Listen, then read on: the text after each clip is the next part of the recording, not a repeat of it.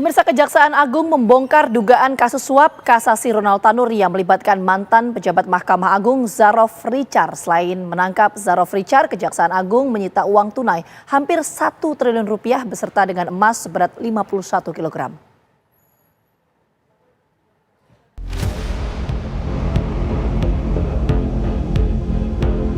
Penyidik Kejaksaan Agung menggeledah rumah mantan pejabat Mahkamah Agung Zarof Richard di Jimbaran, Kabupaten Badung, Bali pada hari Kamis. Dari pembongkaran termasuk berangkas, penyidik menemukan uang dengan jumlah fantastis 920 miliar rupiah dalam bentuk rupiah dan berbagai mata uang asing. Penyidik juga menemukan emas batangan seberat 51 kg dan catatan bertuliskan tangan terkait kasus Ronald Tanur.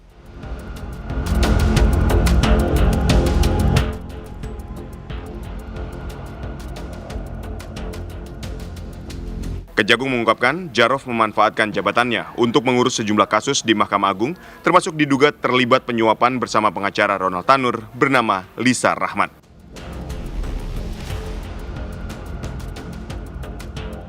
Lisa meminta Zarof agar mengupayakan Hakim Agung tetap memutuskan Ronald Tanur tidak bersalah dalam putusan kasasi. Di dalam bulan Oktober tahun 2024, LR menyampaikan pesan kepada ZR akan mengantarkan uang sebesar 5 miliar. Uang tersebut sesuai dengan catatan LR, di dalam catatan ya, LR akan diperuntukkan atau diberikan kepada ZR adalah untuk Hakim Agung atas nama S, atas nama A, dan atas nama S lagi yang menangani perkara kasasi Ronald Tanur. Zarof Richard merupakan mantan Kepala Badan Diklat Hukum dan Peradilan Mahkamah Agung. Kejaksaan Agung mengungkapkan uang dan emas sitaan senilai 1 triliun rupiah merupakan hasil pengurusan perkara selama Zarof aktif di MA dari tahun 2012 hingga 2022. Lantas, dari mana asal-muasal uang 1 triliun rupiah yang menumpuk di rumah mantan pejabat MA ini? Dari Jimbaran, Bali dan Jakarta, tim TV One mengabarkan. Pemirsa, uang senilai 1 triliun rupiah beserta 51 kg emas ditemukan tim Kejaksaan Agung di rumah mantan pejabat MA Zarof Richard saat penggeledahan rumahnya di kawasan Senayan, Jakarta. Mantan pejabat MA ini ditangkap lantaran berperan mengkonsolidasikan perkara kasasi Ronald Tanur di Mahkamah Agung. Kuasa hukum Ronald Tanur bersama Zarof Richard ini melobi Hakim MA setelah Kejari Surabaya mengajukan kasasi atas vonis bebas Ronald Tanur yang diputus Pengadilan Negeri Surabaya. Lalu dari mana asal-muasal uang 1 triliun rupiah yang menumpuk di rumah mantan pejabat MA ini? Untuk membahasnya telah bergabung bersama kami pakar hukum tata negara UGM, Zainal Arifin Mohtar, kemudian mantan Hakim Agung Profesor Gayus Lumbun, dan juga juru bicara Komisi Yudisial Profesor Mukti Fajar Nur Dewata. Selamat petang semuanya, kita menuju ke Mas Uceng dulu.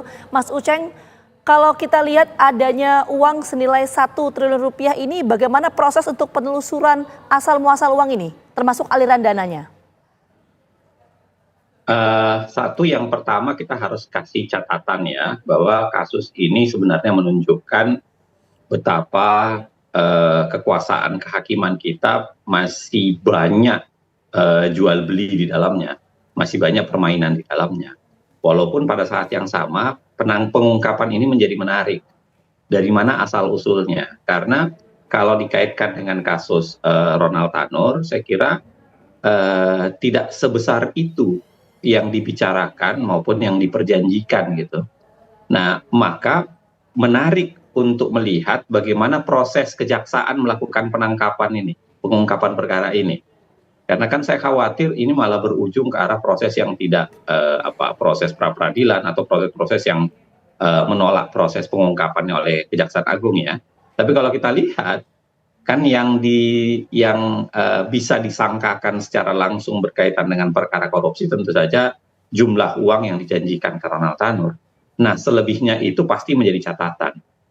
Artinya begini, artinya dibutuhkan bukan sekedar Kejaksaan Agung saat ini menurut saya ya, eh, cara berpikirnya Kejaksaan Agung harus dibarengin sama apakah ada laporan serupa berkaitan dengan ini selama ini. Silahkan KY barangkali dan Mahkamah Agung juga mengungkapnya karena Mahkamah Agung masih juga bagian punya pengawasan, serta bagaimana menelusuri ke PPATK, bagaimana menelusuri ke berbagai lembaga lain ya yang punya kekuasaan, punya kewenangan dalam kaitan yang bisa bekerja dalam penelusuran uang ini.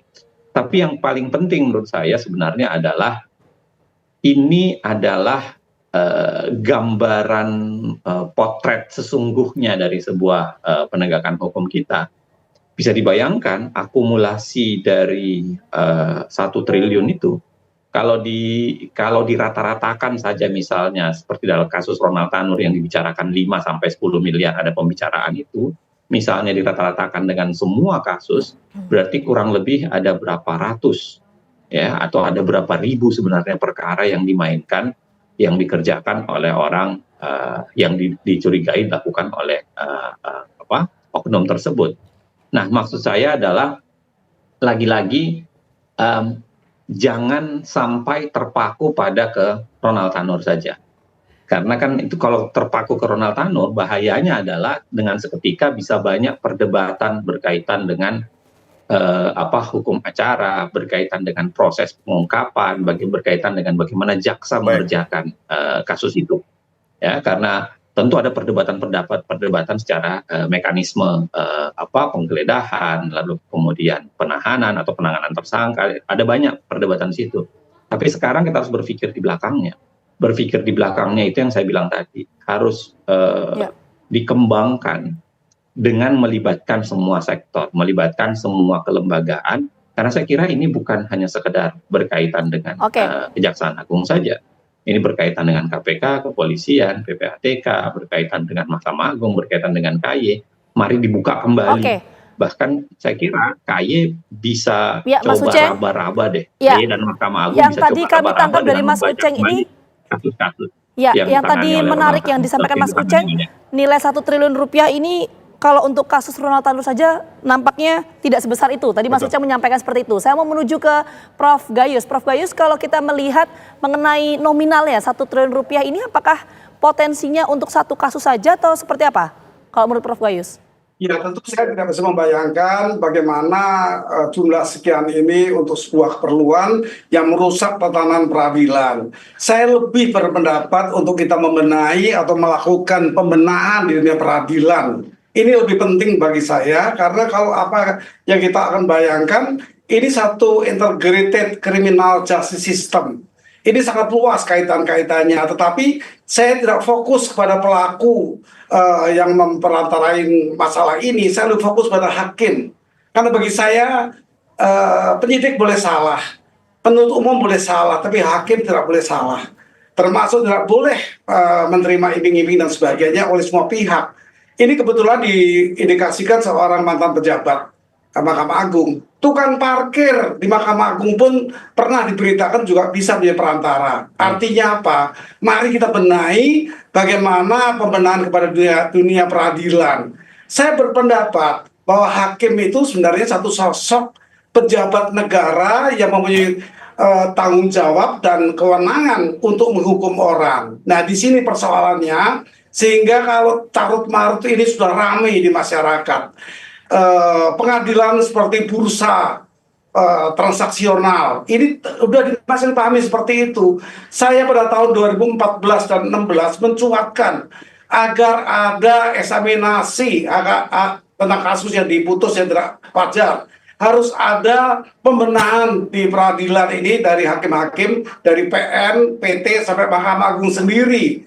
Kemudian terakhir saat saya pensiun, saya masih menyurat kepada Presiden Jokowi ketika itu menanyakan bagaimana pandangan saya mengenai kita harus membenahi peradilan, dan surat saya diteruskan pada Pak Menko Polhukam, Pak Mahfud. Saya ketemu 2 jam membahas ini. Perlu Presiden sebagai kepala negara itu memperhatikan kondisi hukum yang semakin marut di pengadilan. Pak Mahfud menerima ide saya itu dan menjanjikan untuk membentuk tim, waktu itu 110 orang atau berapa orang, untuk mulai pembenahan, melakukan pembersihan di semua pengadilan. Dari PN itu cukup ketua dan wakil ketua, PT pun demikian, sehingga terlalu banyak, MA itu 10 orang. Baik. Itu dilakukan pemisahan, yang masih baik dipertahankan, yang buruk diganti. Kemudian putusannya dilakukan eksaminasi yang merupakan upaya hukum yang bisa menganulir putusan sehingga korban itu terwakili melalui upaya ini. Nah, itu sudah saya cuapkan. Kemudian Mahkamah Agung sendiri kalau kita urutkan dari tahun 2016 itu sudah membuat peraturan Mahkamah Agung nomor 89 yang isinya pengawasan dan pembinaan atasan langsung dari perkara itu. Kemudian diterbitkan maklumat atas bagaimana pihak-pihak terkait samping ke atas sebagai pimpinan. Kemudian terbit lagi Perma nomor 1 tahun 2020 mengenai petunjuk atas pidana yang dijatuhkan, yang saya lihat berat sekali itu. Kalau sampai 10 miliar saja sudah seumur hidup menurut maklumat menurut Perma 1 itu. Ya, kami sudah mendapatkan poinnya Prof. Gayus. Kita ke Prof. Mukti. Ini kan kalau kita lihat bahwa mantan pejabat MA Jarod Rikar ini kan tidak mungkin bermain sendiri karena dia bukan pihak yang memutuskan sebuah perkara gitu. Artinya kan ada keterlibatan pihak lain yang menjadi penentu keputusan dalam sebuah peradilan. Ini gimana cara melacaknya? Komisi Yudisial punya cara apa untuk membongkar aliran dana 1 triliun ini? Yang pertama bahwa hal ini tidak begitu mengagetkan bagi Komisi Yudisial. Kenapa? Karena sebelumnya sudah ada kasus OTT juga waktu itu Hakim Agung yang ditangani oleh KPK, dan kita kemudian melakukan koordinasi, dan di sana memang ada mapping gitu ya, ada mapping mengenai jalur-jalur tentang mafia peradilan itu tadi. Nah, yang tadi disebutkan Pak Gayus, bahkan dari tukang parkir dan sebagainya. Nah, ini memang kemudian tidak mudah untuk menangani kasus tersebut ya. Tapi bahwa itu adalah satu hal yang tidak mungkin dilakukan oleh seorang ZR saja. Tetapi pasti akan berkoordinasi atau bekerja sama dengan pihak-pihak yang lain, karena polanya adalah hubungan pola hubungannya kan tidak bisa langsung juga. Kalau dengan staf langsung ke hakim dan sebagainya, pastinya memerlukan orang lain. Itu yang menjadi catatan dari KAI sejak kasus itu, dan kemudian ditindaklanjuti dengan kasus Tanur ini, di mana Komisi Yudisial telah mengajukan sanksi berupa pemberhentian. Tapi yang menarik adalah sudah disanksi untuk diajukan MKH, tetap saja para hakim di PN Jatim ini, Surabaya ini tetap menerima, dan kemudian terungkap semuanya dengan nilai yang luar biasa tadi. Nah, nilai yang segitu saya pikir tadi seperti yang dikatakan Mas Jack, ini kalau kita nggak mungkin, sepertinya hampir mustahil kalau hanya untuk satu kasus ya. Betul. Berarti kemungkinan untuk beberapa kasus. Kalau tadi hitungannya 6 miliar satu kasus, kalau saya melihat ini justru malah mungkin tabungan ya, sisa just tip-nya gitu ya. Just tip-nya misalnya 1 miliar, berarti ada 920 kasus yang mungkin pernah ditangani atau dimaklari oleh si ZR ini. Itu kira-kira. Dan terus KAI mendalami kemana aliran dana tersebut. Ya tentunya KAI fokus pada hakim ya, karena kewenangan KAI pada hakim itu. Baik, kita masih akan terus mendalami uang 1 triliun ini, aliran dananya kemana saja, dan kalau tadi benar dikatakan bahwa bisa saja itu hanya uang just tip yang 1 miliar dikalikan 920 miliar, ini kan luar biasa, ada 920 kasus di situ. Nanti kita akan mendalaminya lagi, usai jeda kami akan kembali, tetaplah bersama kami.